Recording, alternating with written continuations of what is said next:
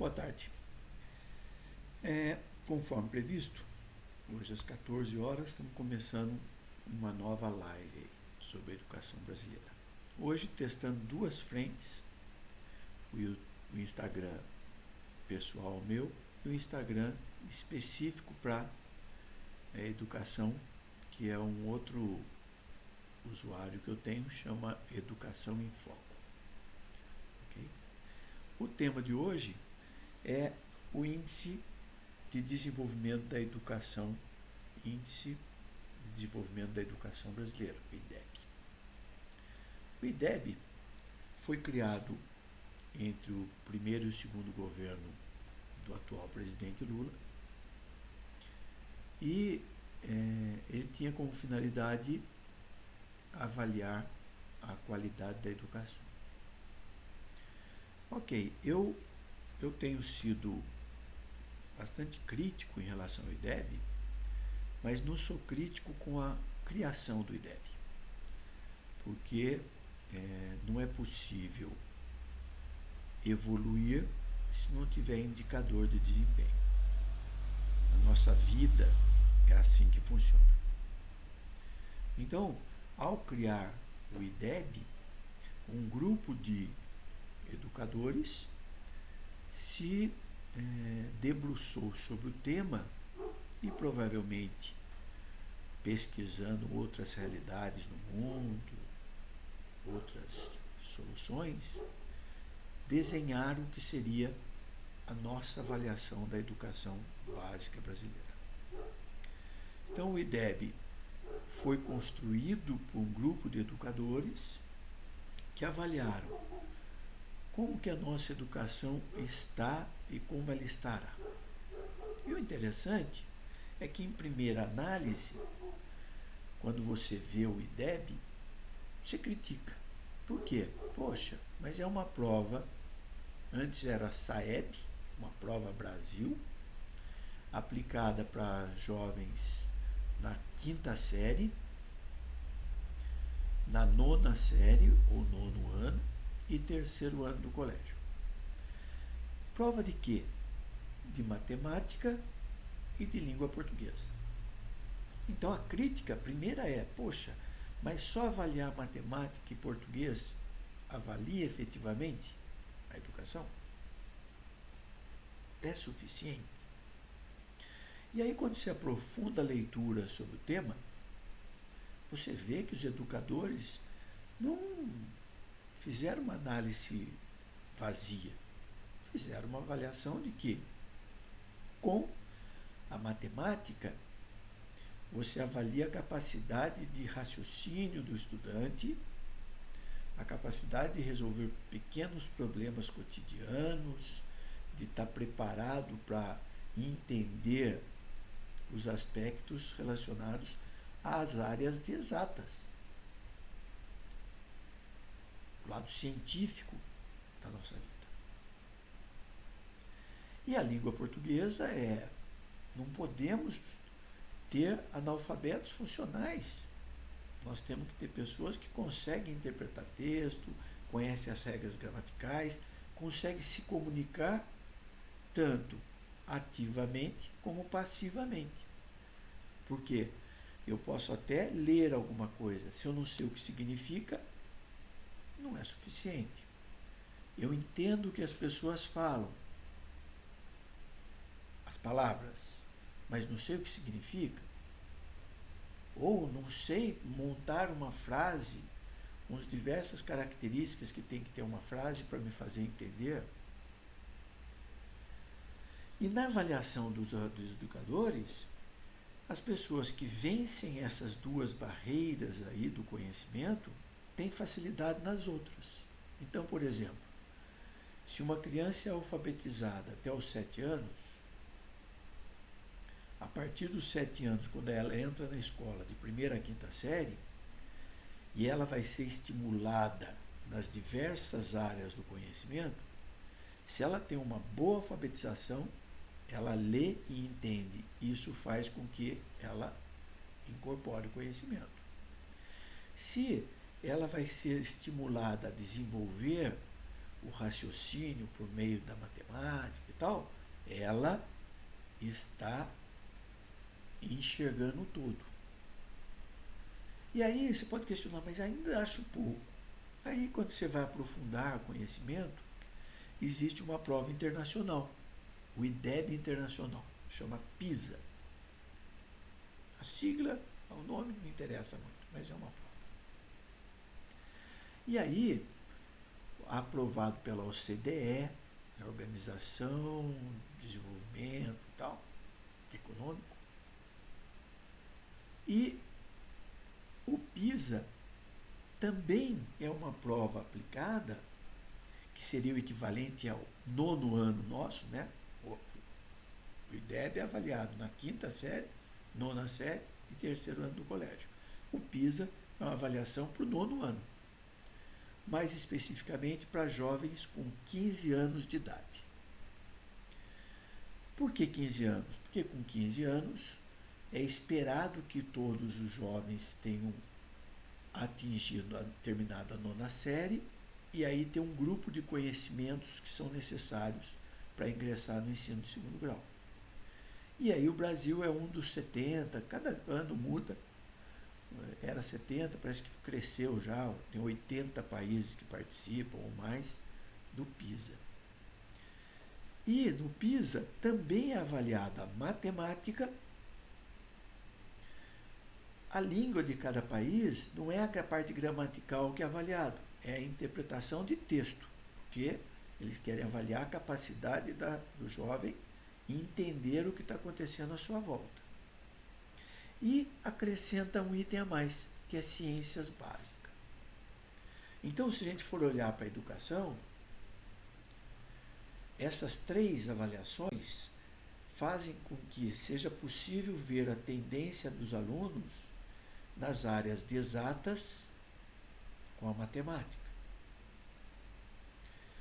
nas áreas de biológicas e ciências em geral com as ciências. E as 2 áreas juntas englobam as áreas científicas. E aí, formações da área de engenharia, de medicina, biologia, encaixam nesses 2 conhecimentos. A língua portuguesa é a base para transitar por todos os aspectos da vida. Certo? E a prova do PISA é uma prova que avalia o desempenho em situações. Então, a prova, é interessante entrar na internet e pesquisar prova do PISA. E são problemas, situações que são colocadas para os alunos usarem seus conhecimentos e chegarem a conclusões. Okay? Então, o IDEB tem toda a possibilidade de ser uma ótima ferramenta de avaliação, porque tem um PISA, que é internacional, que incrementa as ciências. Então, se a gente fosse criticar hoje, depois de conhecer melhor, a gente criticaria que falta no IDEB ciências. Então, vamos acrescentar ciências no IDEB, que o IDEB passa a ser equivalente aí, em termos de avaliação, ao PISA. Okay? E na 5ª série eu estaria preparando meus alunos para verificar o desempenho deles, para chegar no 9º ano e prestar de novo o IDEB e depois o PISA também. E aí eu tenho condições de ver se o nosso estudante está nivelado com estudantes do resto do mundo. Tá? Características. No IDEB tem uma crítica pesada que eu faço. Né? Primeiro, o IDEB não é simplesmente uma prova de matemática, uma prova de português e a nota que você tirou é a nota que você tem. Não. Em cima de teorias de nivelamento, de posicionamento, depois que é feita a prova, é feito um nivelamento, né, aplicado uma curva estatística lá, e nivela ajustando os números. Então, se o desempenho geral foi muito baixo, quem teve um desempenho mais alto sai fora da curva, porque é normalizado aquilo. Okay? Então, essa é uma crítica. Eu acho que a vida não é assim. A vida é bem mais absoluta. Você vai prestar um concurso público, vai fazer um vestibular e tal, fora o Enem, que uma outra live eu vou avaliar o Enem, mas a vida ela é muito mais direta. É a nota que você tirou que vale. Não tem ponderação, peso, isso aí é coisa para facilitar para alguns, tá certo? E essa facilidade acontece no momento em que as pessoas têm que ser desafiadas, porque ela vai chegar lá na frente na competição efetiva do mercado de trabalho e não vai ter nada relativo, vai ser absoluto. Ah, não fui tão bem, mas é que não tem isso. Vai ser selecionado aquele que tiver melhor desempenho. Ok? Então essa é uma crítica que eu tenho com o IDEB. E mais uma. Depois que tem essa nota normalizada de matemática e português, vão verificar qual o índice de aprovação que tem na disciplina de matemática e português naquela determinada escola, sei lá, naquela sala de aula. Esse é outro problema. Por quê?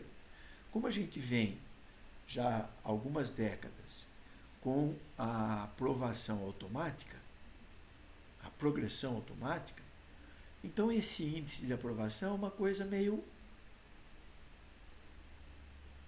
mentirosa.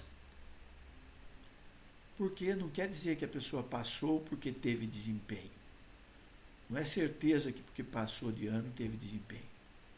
Então, esse índice acaba mascarando mais ainda o resultado do IDEB. Mas espera aí. Então o IDEB não presta? Presta? Maravilhoso. Conhecendo essas regras todas, essas falhas, que a falha é sempre no sentido de tentar melhorar, o IDEB é um indicador para ser usado. Mas daí vem uma outra crítica. E essa é a mais contundente que eu tenho em relação ao IDEB. E qual é essa crítica? É o seguinte, quando eu tomei conhecimento do IDEB, eu tinha a área de ações educacionais no FNDE, eu era diretor. E eu via que o país tinha leis para tentar garantir, né, que cada aluno em qualquer parte do país tivesse um mínimo de recurso disponível para receber educação. Tentar, porque sempre vai passar pela mão de administradores incompetentes, que não usam adequadamente, administradores mal intencionados, que não fazem o dinheiro chegar na educação. Ah, mas isso acontece? Tanto acontece, né, que existe hoje no governo federal o Programa de Dinheiro Direto na Escola, PDDE, em que o governo distribui per capita diretamente para o grupo de pais e mestres das escolas, direto, sem passar pela prefeitura, um dinheiro para pequenas manutenções, pequenos gastos. E quem gerencia é o grupo de pais e mestres ali que administra esse dinheiro. Por quê? Não precisaria isso se o dinheiro que está sendo mandado para as prefeituras chegasse adequadamente nas escolas. Como não é verdade, o governo tenta resolver isso levando dinheiro direto para a escola.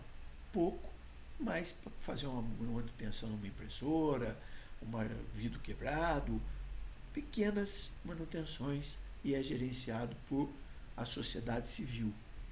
Certo? Então, se tenta fazer isso por meio do Fundeb, por várias coisas. E eu vi o seguinte, existe dinheiro que tenta chegar igual em cada escola. Existe o indicador. Como que essas duas coisas funcionam? Eu comecei a chegar à conclusão primeira de que não havia relação. Quando minha equipe fazia auditoria dos programas de alimentação escolar, transporte, dinheiro na escola, livro didático e outros programas, Não existia uma correlação para verificar qual estava sendo o desempenho do IDEB daquela cidade ou daquelas escolas que eram visitadas. Então eu falei, pô, se tem um indicador, eu quero mudar essa realidade e quando a gente for fazer a auditoria do uso do dinheiro, monitorar esse dinheiro, vamos identificar as melhores práticas, quem está efetivamente usando o dinheiro e está melhorando a educação, para a gente estimular, para dar exemplos. E aquele que estiver recebendo a mesma quantidade de dinheiro e que a educação está mal, a gente chamar para dar explicações do porquê que está recebendo o recurso e a educação está ruim. E aí eu peguei e fui estudar o IDEB. E por isso que eu passei a conhecer o IDEB. E aí numa reunião com o INEP, diretores do INEP e funcionários do próprio FNDE, eu coloquei minha ideia de criar uma régua de avaliação, em que eu teria os distribuído a nota do IDEB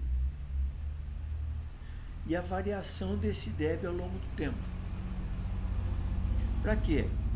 Para justamente verificar os 25% ali das escolas, das 40 mil crianças estudando, né? Os 25%, das 25% de municípios, 5.500 municípios, 139 mil escolas, se não me engano, os 25% que eram referência, porque ou tinha o IDEB acima da meta estabelecida, ou tinha o IDEB crescente. Não tem a meta ainda, mas ele pulou 50% da última avaliação em 2 anos. Em 2 anos ele pulou 50%. Então esses eu vou estudar, ver as melhores práticas e vou distribuir para os outros 75%. Olha, quem atingiu, atingiu por causa disso. Então, se você não está seguindo esse caminho, mude, siga esse caminho que tem mais possibilidade de sucesso. E os 25% com pior desempenho, esse precisa de uma auditoria efetiva, cobrando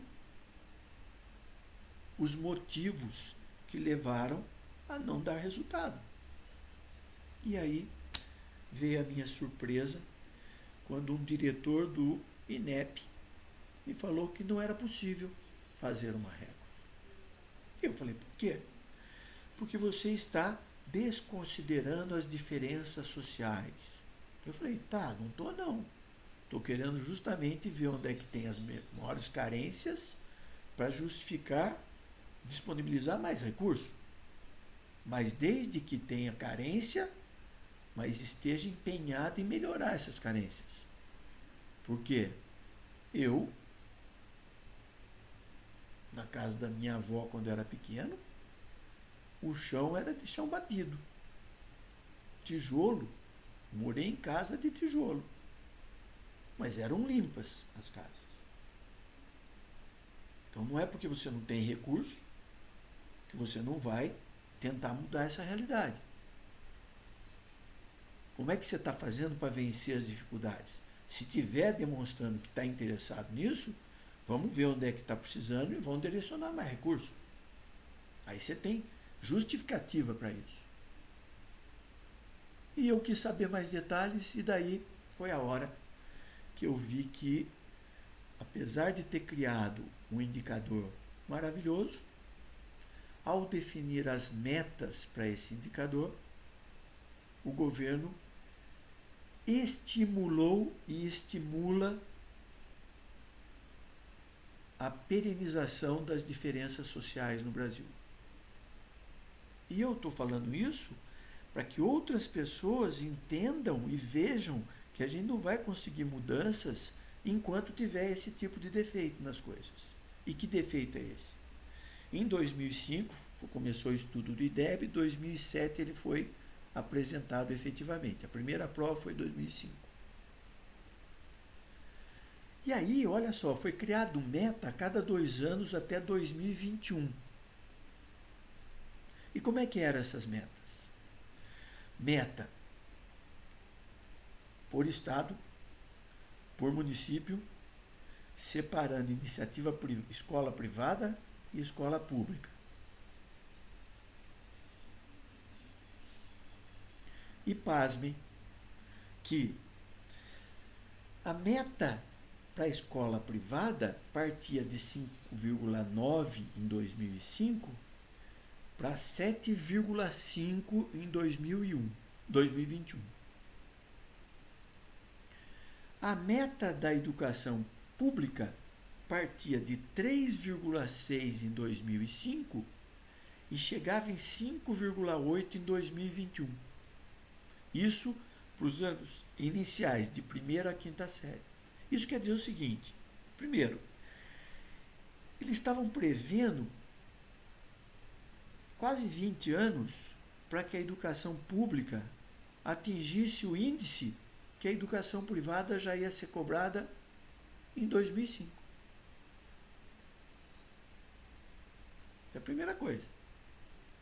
A segunda é que, enquanto o jovem de uma escola privada está sendo cobrado e estimulado para atingir um desempenho de 7,5 em 2021, era crescente. 5,9, 6, 6,4 tal, 7,1 lá em.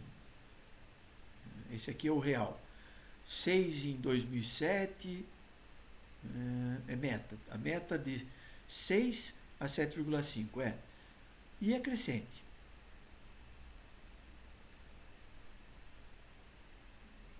O da educação pública era estimulado e cobrado por uma meta 2 pontos abaixo. E aí eu falei, isso é um absurdo. Porque vocês não estão considerando diferença social, vocês estão gerando diferença social. Por quê? Professor, diretor, prefeito vai estar buscando atingir a meta que vocês estabeleceram. Ah, não, a meta é meta, mas você pode buscar mais. Só que é lei do mínimo esforço. Ninguém busca mais do que é exigido. Ainda mais quando você tem a tal da progressão automática. O IDEB, que deveria estimular, passou a ser uma prova que faz a cada 2 anos e que a nota que tirar não faz diferença, porque não tem nenhuma cobrança. E aí eu fui questionado, né? Uma coordenadora do FNDE que trabalhava comigo, nós voltamos dessa reunião e ela me questionou: professor, o senhor não está desconsiderando as diferenças sociais? Eu falei, tá, vamos ver se eu estou. Você tem filho? Tem. O seu filho, vamos pegar seu filho que está com 16 anos, está fazendo colégio. E você, trabalhando no FNDE, você se preocupa com a educação do seu filho. Vamos supor que ele está na educação pública. Que também tem essa coisa. Quem trabalha na educação pública normalmente põe seus filhos para estudar na educação privada. Mas não é o caso agora da discussão. Falei, seu filho, você acompanha desde o primário lá, e seu filho sempre foi o melhor aluno da escola. A sua esperança é que ele termine o colégio com 17 anos, 18, apto a ser um cidadão, porque você sabe que 47 milhões de estudantes que tem na educação básica brasileira, só 7 milhões vão para a educação superior. 40 milhões vai viver com o que aprendeu até o 2º grau. Então você espera que seu filho esteja apto a viver com o 2º grau. Você e espera que seu filho esteja apto para prestar um vestibular e, se ele puder, ser um dos 7 milhões que vai estudar, passar no vestibular. Ou prestar um concurso público e trabalhar num bom emprego. Ok. Seu filho termina o colégio, não passa no vestibular, não consegue arrumar emprego, não passa em concurso. Uma decepção para você. Você olha e fala, como que o melhor aluno não consegue? Eu acho que ele colava, me enganava. Não. Você, como 99 ou mais por cento das mães brasileiras e pais, desconhece que a avaliação da educação brasileira está fazendo com que seu filho, que estuda naquela cidadezinha periférica de Brasília e tal, onde, por questões sociais, a meta do IDEB no ensino de primeira a quinta série era 2 pontos abaixo da escola privada. No ensino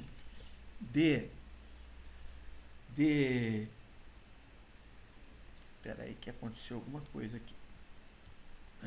Apagou uma luz minha aqui, eu não sei porquê. Acendeu de novo.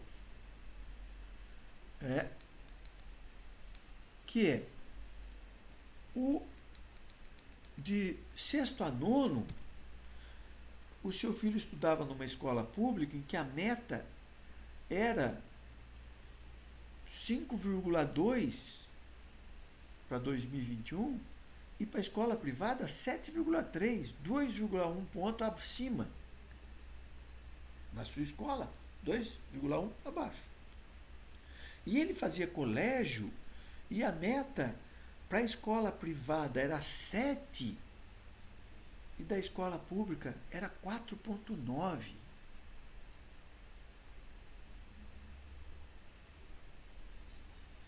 Então, o que quer dizer isso? Que o seu filho era o melhor aluno, mas de uma base 2 pontos inferior em 7. Isso dá 30% abaixo. Como é que ele vai competir? Porque depois que se formou, não vai ter mais isso. Esse veio da escola pública, como ele foi menos cobrado, eu tenho que relevar porque ele vai ter condições inferiores de produzir. E aí justifica temas de outras discussões nossas. Por exemplo, por que precisa ter cota para quem vem de escola pública? Por que tem cota para não sei o quê? Porque quando eu crio uma aberração dessa, eu tenho que depois pagar socialmente.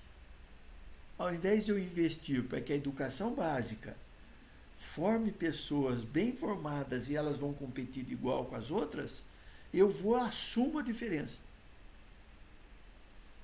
E ao assumir a diferença, depois eu falo, mas então, tá vendo? O coitadinho não teve condições. Espera aí. Isso acontece se a disponibilidade de recurso não fosse a mesma. Se a educação pública não tivesse mais recursos do que a privada para investir. Porque na educação privada, os pais pagam, mas o professor recebe, imposto é pago, é tudo pago, e tem um dono da escola que quer ter lucro. Se ele não estiver tendo lucro, ele fecha a escola e vai abrir outro negócio. Então, primeiro, na escola privada, professor é lei de mercado. Se ele não estiver dando resultado, ele é demitido. O salário dele é do mercado. O investimento o empresário faz o que é necessário. E se um aluno quebra alguma coisa e estraga alguma coisa, o pai é chamado para pagar. Os professores têm que estudar e aprender a ensinar, porque senão ele não fica. Não tem dinheiro do governo para fazer formação de professor.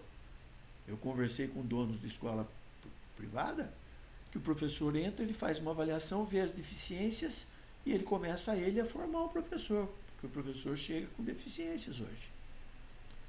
Mas se ele não der resultado, o pai não vai querer pagar. Como é que eu vou pagar para uma escola que não tem diferença da escola pública, meu filho não passa no vestibular, não tem conhecimento, nada. Então só paga por causa disso. Ah, mas o jovem de família mais simples é menos inteligente. Balela.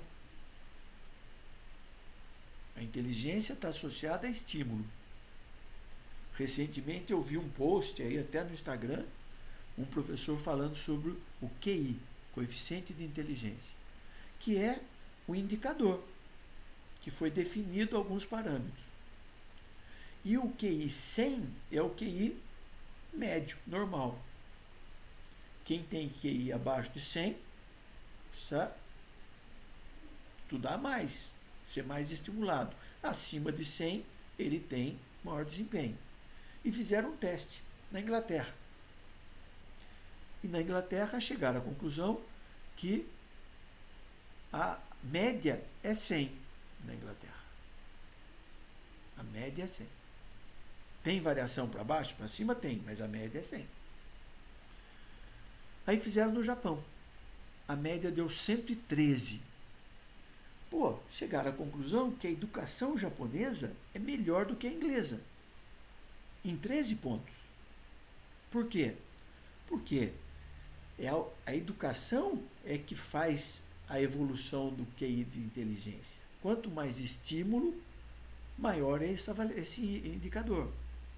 Então, a conclusão que chegou dessa pesquisa tinha mais dados e tal, mas eu estou simplificando, é que a educação japonesa estimulava mais e, consequentemente, o QI médio no Japão era 13 pontos percentuais em relação à inglesa. Fizeram essa avaliação no Brasil. Deu 87. E chegaram à conclusão, então, que o Brasil tem 13 pontos percentuais abaixo do QI médio inglês. Chegaram à conclusão que nossa educação não estimula o conhecimento. Não promove o conhecimento. É isso. Então, a inteligência está associada ao quanto de estímulo você dá. Se você está estimulando, atingiu 5, opa, tá bom. Ninguém vai fazer força além disso. Então, o IDEB é uma ferramenta importante, tem falhas de concepção, tem falhas de avaliação, por causa dessa normalização e multiplicação pelo índice de aprovação, quando a aprovação é automática em muitas escolas. Então, a escola pode dar uma camuflada nisso, monta aquele grupo lá, esqueci, conselho de classe, aprova os alunos, coitadinho, tal, e vai sempre com coitadinho. E o mundo, a vida, trata o coitadinho o resto da vida como coitadinho, dando cesta básica, só ajudando, ao invés de ter ensinado a pessoa a pescar, a criar sua própria condição de subsistência. E o pior, se a gente não gastasse com a educação, aí tudo bem. Mas nós gastamos 6% do nosso PIB. O mesmo percentual dos países desenvolvidos. Então, onde é que está o problema? O problema está em que tem um monte de estudioso aí, entendido, discutindo, e não olha para a realidade. Não adianta pôr mais dinheiro na educação se o dinheiro estiver sendo mal empregado. Não adianta pagar mais para o professor se o professor não está sendo preparado para dar aula adequadamente, se ele não é cobrado por atingir as metas. Então hoje, eu não sei quanto tempo já temos, né? Mas hoje o nosso tema era esse. E eu espero que mais pessoas acompanhem nossa discussão e estimulem essa reflexão sobre a educação. Eu tenho dado palestra em outros estados, outras cidades, conversado com professores. Na minha cidade, já ofereci para o prefeito anterior para fazer alguma coisa, para o prefeito atual, secretário de Educação nas duas gestões, desde que eu fui para o MEC, eu falo sobre isso. E existe uma venda na frente do olho das pessoas, esperando que uma varinha de condão bata na cabeça do brasileiro e todo mundo fique melhor preparado para competir, para entender o que acontece à nossa volta. E aí, manipulação o tempo inteiro. Vamos dar mais dinheiro para a educação. Sabe o que é isso? Mais dinheiro para beneficiar alguns poucos. Porque chegar mesmo para mudar a realidade de quem precisa mudar a realidade, está longe disso. Nós estamos vivendo uma transição em que os pais não estudaram. Mas ainda assim em que a gente ainda tem analfabetismo funcional acima de 80%, 85%. E estamos brincando de educar. Brincando. E meus 35 anos quase 40 anos que eu dou aula, desde aula particular até universidade e pós-graduação, eu estou vendo deteriorar a educação a cada dia. Influenciado por vários fatores. E quando eu tento promover a discussão, isso é muito complicado de mexer. Ninguém quer mexer com isso.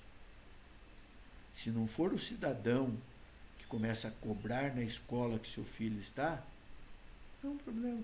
Agora, por exemplo, aqui, eu estou vendo vários nomes conhecidos e agradeço por estar acompanhando, ter paciência de escutar o Arcione falando. Mas é um nível que está participando aqui em que a maioria ou já estudou seus filhos em boas escolas, ou estudou na época que a escola pública era de qualidade, ou hoje está ajudando a estimular os seus filhos a colocar os seus netos em boas escolas. E daí as boas escolas são as privadas. Primeira medição de resultado. Henry Ford, quando mudou o sistema produtivo no mundo, o carro era um objeto de luxo que só os ricos tinham. E ele mudou o sistema de produção e falou assim, o carro não tem que ser um objeto de luxo, ele tem que ser alguma coisa para todos. Meus funcionários têm que ter condição de comprar carro. E ele avaliava se os funcionários da Ford tinham um carro da Ford. Então, quer fazer a primeira avaliação? Vai na escola que seus filhos estão estudando, seus netos, e verifiquem onde os filhos dos professores estão estudando. E se preparem para uma surpresa. Existe um percentual significativo em que os filhos estão estudando em escola privada. Poxa, mas se eu mesmo não valorizo o que eu tenho, eu não acredito, é porque eu mesmo não estou dando tudo o que eu posso para melhorar a educação. Isso vale para todos os níveis. Onde meu filho está estudando? Eu confio na instituição que eu trabalho?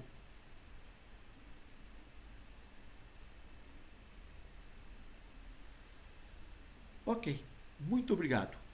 Por favor, passe o link dessa apresentação para outras pessoas. Vão multiplicar esse assunto. Me mandem mensagem dando sugestões, críticas, pedindo mais esclarecimento. É assim que nós vamos conseguir promover isso.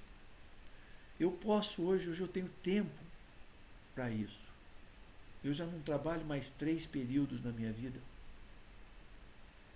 Que eu via tudo isso e eu tinha pouco a fazer. Agora eu tenho tempo. Vamos discutir essas questões. Vamos sair dessa vida daqui a alguns anos, olhando e falando, poxa vida, eu vi acontecer a deterioração da educação brasileira e participei da retomada de uma educação inclusiva, verdadeira no país. E não uma educação para reproduzir uma escravidão. Não escravidão com grilhões, não. Essa é abominada por todos nós. Mas é uma escravidão pela ignorância. Uma escravidão de pessoas que não sabem o que acontece à volta e é manipulada como uma bola sendo jogada de um lado para o outro. Passa pela vida sem nem querer entender as coisas. Né? Eu escuto de algumas pessoas mais simples, não adianta fazer nada, isso não vai mudar. Porque ela não consegue nem entender como é que ela pode mudar isso. Já agradeci mais de uma vez, agora é verdadeiro, vamos encerrar. Agradeço a todos por ter acompanhado e agradeço ainda mais se repassarem para outras pessoas. Boa tarde, obrigado, até a próxima.